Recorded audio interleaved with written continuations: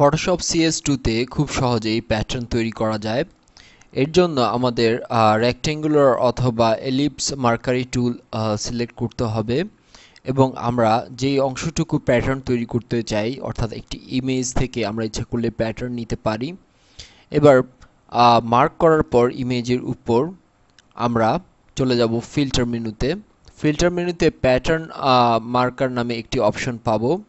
এখানে ক্লিক করলে মূলত আমরা যেই অংশটুকু প্যাটার্ন মার্ক করেছি সেই অংশটুকু আমরা দেখতে পাবো এবং অফসেট ভার্টিক্যাল হরিজন্টাল এই জায়গায় নান রাখবো এবং স্মুথনেস 1 স্যাম্পল ডিটেইল 5 পিক্সেল অর্থাৎ বাই ডিফল্ট যেই অংশটুকু রয়েছে তাই এবং ইউজ ইমেজ সাইজ এই অংশটুকু সম্পূর্ণ বাদ রাখবো।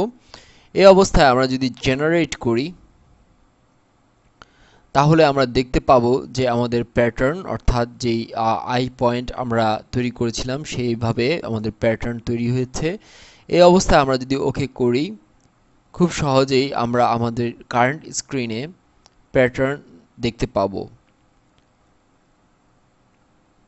তো আমরা খুব সহজেই ইচ্ছে করলে এই ধরনের প্যাটার্ন তৈরি করে নিতে পারি। আমাদের প্রয়োজন মতো প্যাটার্ন আমরা পেতে পারি খুব সহজেই।